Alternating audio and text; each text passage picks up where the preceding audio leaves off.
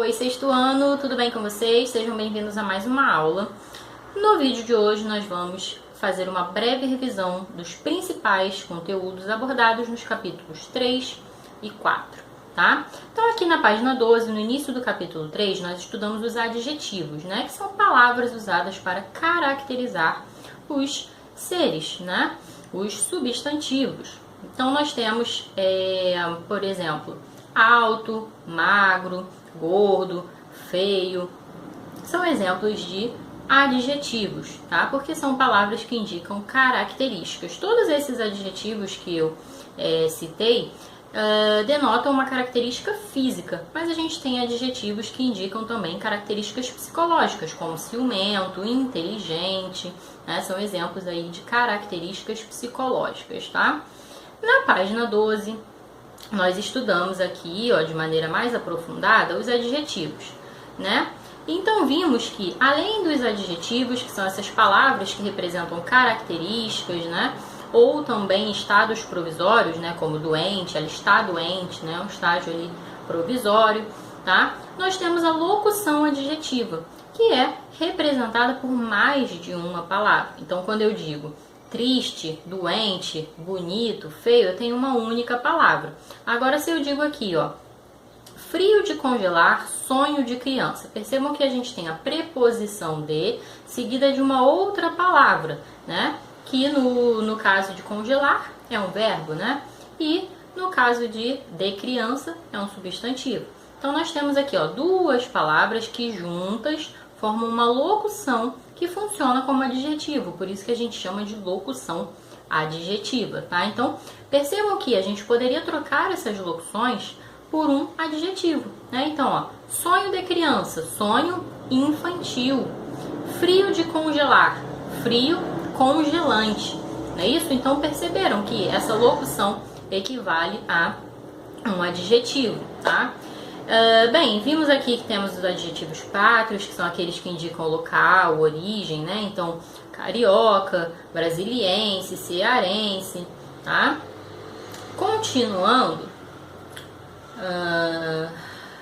na página 15, nós estudamos aqui um pouquinho de produção textual, vimos os tipos de discurso que podem aparecer nas narrativas, né? A gente pode ter o discurso direto, o discurso indireto e o discurso indireto livre.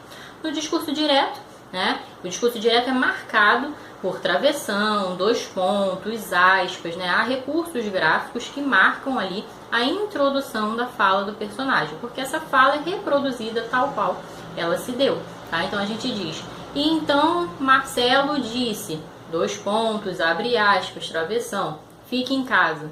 Por exemplo, esse é um exemplo de discurso direto. O discurso pode ser indireto, né, quando a gente reproduz com as nossas palavras, e aí no caso, né, das narrativas, quando o narrador reproduz com as suas palavras aquilo que o personagem disse. Então, por exemplo, Marcelo disse que era para ficarmos em casa.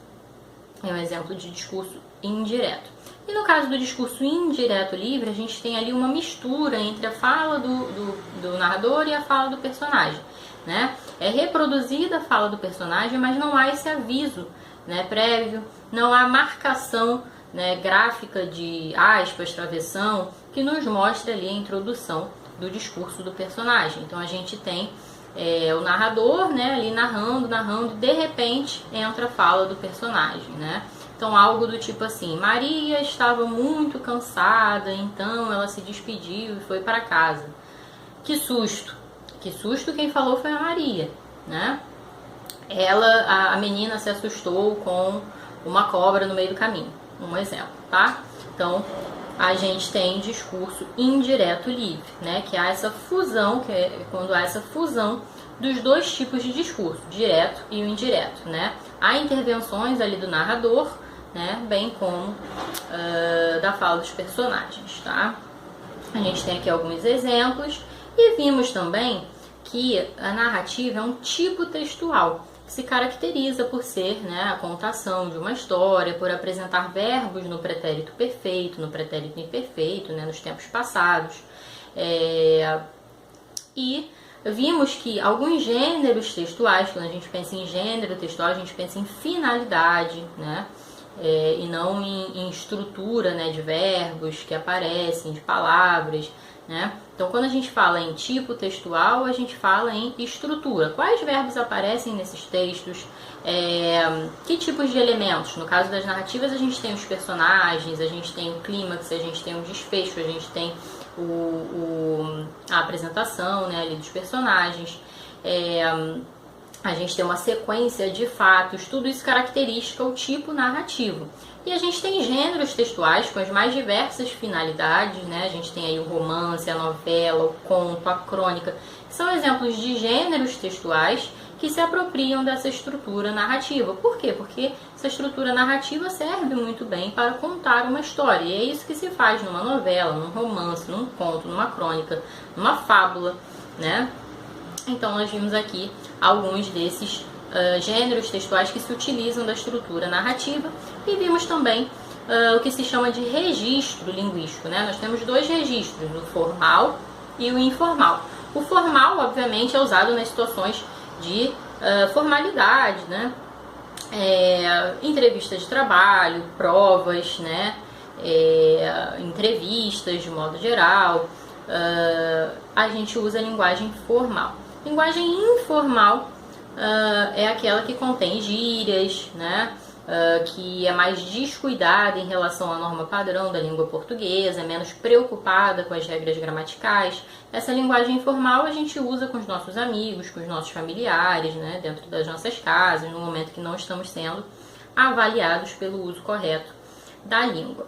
No capítulo 4, nós estudamos flexões, encontros e graus.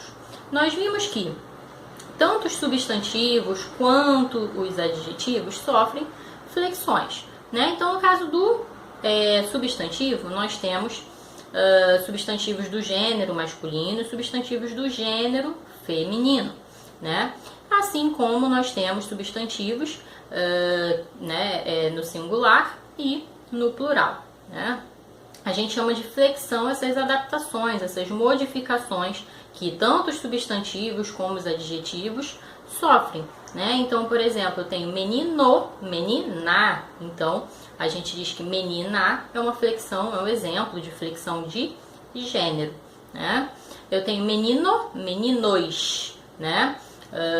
Flexão de número, né? Que traz esse contraste aí singular, plural. Os adjetivos, eles se flexionam em gênero e número para concordarem com os substantivos, tá? Então, se você diz menino, você diz bonito. Se fosse meninos, bonitos. Se fosse meninas, bonitas. Então, o adjetivo bonito, ele se flexiona para concordar com o substantivo a que faz referência, né? E aí a gente tem sempre singular, singular, plural, plural, feminino, feminino, masculino, masculino. Bem, continuando, nós estudamos também o grau dos adjetivos e dos substantivos também. Nós vimos que, no caso dos substantivos, nós estudamos, deixa eu ver aqui, foi na página 20. Nós vimos que no caso dos substantivos nós temos o grau aumentativo, nós temos o grau diminutivo, né? E o grau dos substantivos pode ser usado para indicar, né, mesmo tamanhos, medidas, né, como também para indicar afetividade, né, ou ainda trazer um tom aí pejorativo, né. Então, quando a gente diz, por exemplo, nossa, que camisão. Camisão é uma camisa grande, não é isso? Então, aqui nesse caso, nós estamos usando na indicação de tamanho, medida. Agora, se eu digo, nossa, ele é meu amigão. O que é um amigão? Amigão não é um amigo grande, né? Esse amigão é para expressar a afetividade. Eu amo a minha vozinha.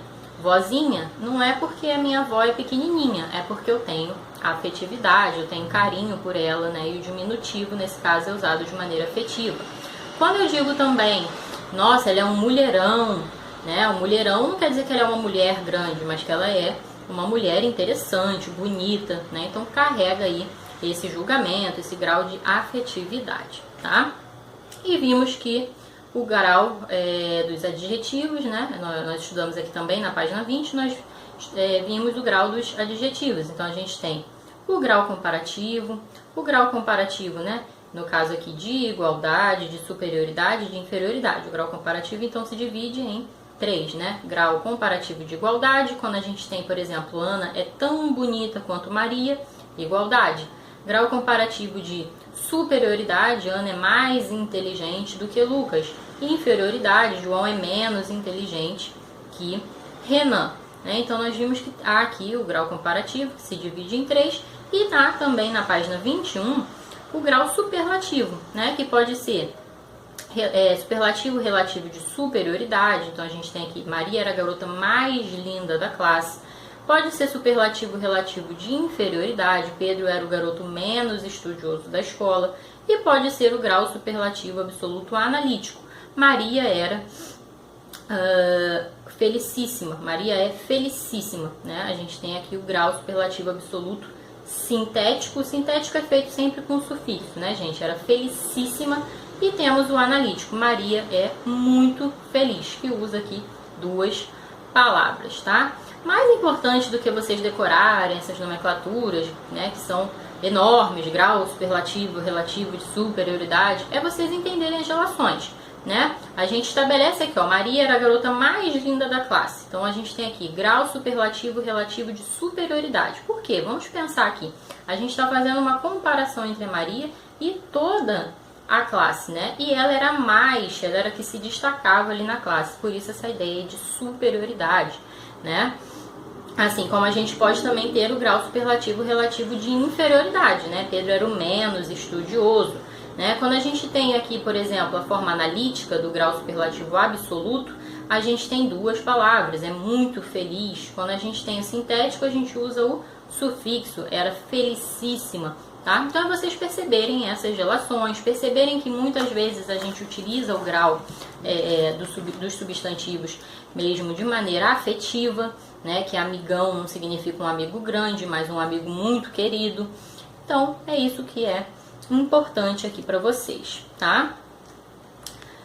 E perceber essa diferença, né? Porque o grau comparativo compara sempre de maneira muito clara 2 coisas. João é mais inteligente que Francisco. Então, eu tenho João e Francisco e uma comparação clara, explícita é feita aqui, né? Então, aqui a gente tem o grau comparativo. Quando a gente tem o grau superlativo, há sim uma comparação, mas é uma comparação de uma pessoa em relação ao todo. Então, ela é a mais bonita de todas, ela é a mais bonita da turma, ela é a menos bonita da turma, tá? São diferenças aí que a gente precisa notar, né? Na continuação aqui, na página 22, nós vimos um pouquinho, né, dos componentes da construção textual. Vimos que nós temos que ter um tema, que é o assunto sobre o qual nós escrevemos. Temos que ter um título, que é geralmente uma frase curtinha, de efeito, que sintetiza tudo aquilo que é abordado no texto. O texto tem que ser dividido em parágrafos. No caso das narrativas, nós temos personagens, tá? Sequência de ações, verbos no passado, muitas palavras que são usadas, né, para indicar tempo, né? Então,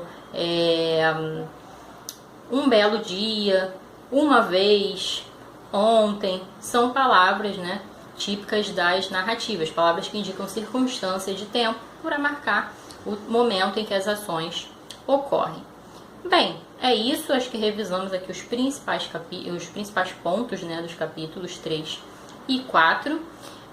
Na próxima aula a gente volta com a revisão dos capítulos 5 e 6, tá bom? Amores, um beijo e até a próxima. Tchau!